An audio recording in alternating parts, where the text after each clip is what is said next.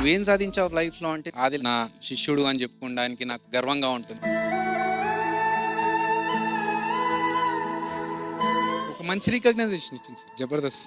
నాకు గర్వంగా చెప్పుకునేది ఏంటంటే సార్, ఒకసారి మా అమ్మ నాన్న నేను హాస్పిటల్ తీసుకెళ్ళి గవర్నమెంట్ ఎంప్లాయీ మంచి మా పేరెంట్స్ని చూసి చాలా అదృష్టవంతులు సార్ మీకు ఇలాంటి కొడుకున్నందుకు. Great appreciation. ఇప్పుడు చంటి శిష్యులు ఎవరు ఉన్నారో వాళ్ళందరూ ఇక్కడికి వస్తే చంటే వాళ్ళ కాలు గడుగుతాడు, చంటే వాళ్ళ కాలు గడుగుతాడు.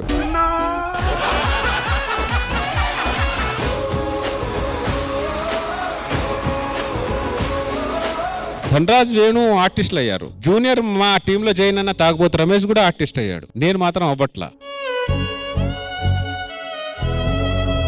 ఆ డిసప్పాయింట్ లో ఉన్నప్పుడు నాకు జబర్దస్త్ ఆపర్చునిటీ వచ్చింది. ఒకటే అనుకున్నా, నా లైఫ్ అండ్ డెత్ ప్రోగ్రామ్ ఇది.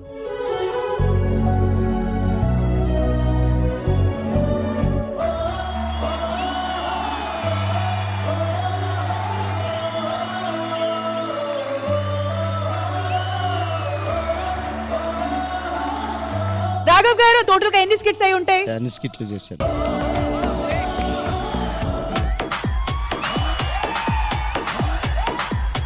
ట్వెల్వ్ సెలబ్రేషన్స్ కి ఇంద్రజ గారు ఖుష్బూ గారు వస్తారని చెప్పారు. ఇక్కడ కాంచనా గారు లోకల్ కాకులాంటి గారు వచ్చారు. షీఈ్ ఇంద్రజ, మీ ఖుష్బూ. ఎక్కడో డౌట్ కొడుతున్నా, మీరు ప్రూఫ్ చేయమంట. ఇంద్రజ గారే, ఇంద్రజ గారే. ఎన్నడా అది ఎప్పుడు ఇరికే? ఖుష్బూ గారు.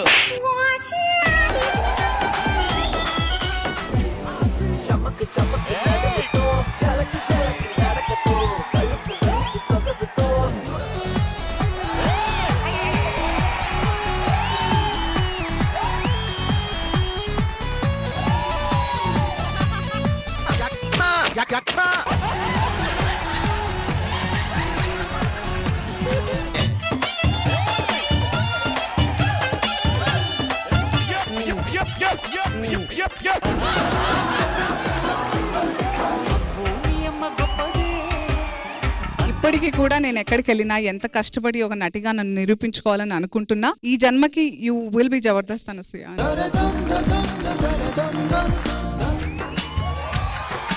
ఎక్కడో పుట్టి ఎక్కడో పెరిగి ఇక్కడే కలిసారు జబర్దస్త్ చెట్టు నీడలో.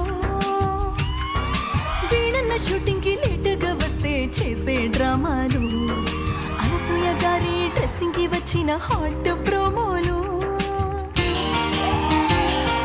ధనరాజు గారు సెట్లో చెప్పిన జాతకాలు, జడ్జి సీటులోన రోజమ్మ గారి జ్ఞాపకాలు. మా ఫ్యామిలీ మీద, మా జబర్దస్త్ మీద ఫస్ట్ టైం సాంగ్ విన్నాం. చాలా చక్కగా పాడారు. రష్మి గుండెల్లోన సుధీర్ నాటిన ప్రేమ పువ్వులు, హైపరాది గారు రైసింగ్ రాజు తోటి హైపరు పంచులు.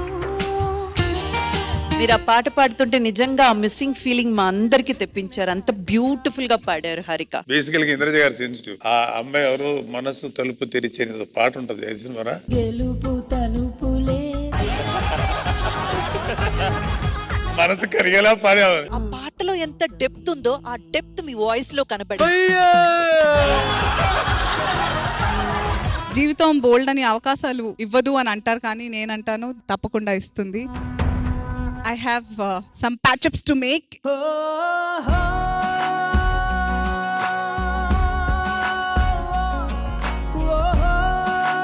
యాక్చువల్గా ఎవరికి తెలియనివి కొన్ని తెలిసిపోయేలా ఉన్నాయి మరి ప్యాచప్ వల్ల. ఓ వీళ్ళిద్దరు మాట్లాడు, అదే వాట్సాప్ లో గానీ ఫోన్ చేసి మాట్లాడుంటే అయిపోయేది కదా. అలా అయితే చాలా ఈగోలు అడ్డొస్తాయి. ఇలా అయితే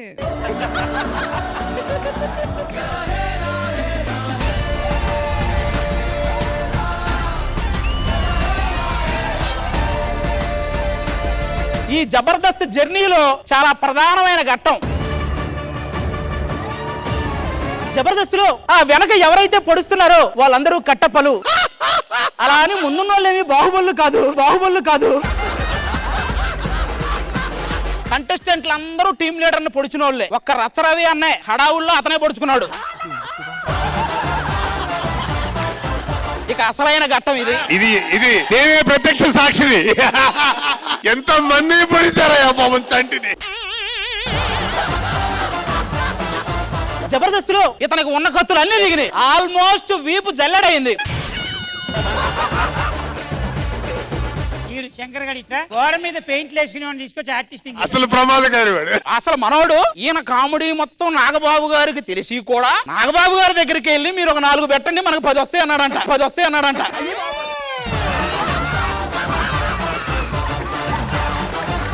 అది ఆల్మోస్ట్ అందరు కలిసి నన్ను పొడిచారు. ఆ విషయం మీకు తెలుసో లేదో. ఈ స్టేజ్ మీద నన్ను ప్రతి వాళ్ళు పొడిచారు. వాడికి జల్లెడైంది, నాకు అసలు లేదు వెనకాల. వేరే స్కిన్ కప్పుకొని తిరుగుతున్నా నేను.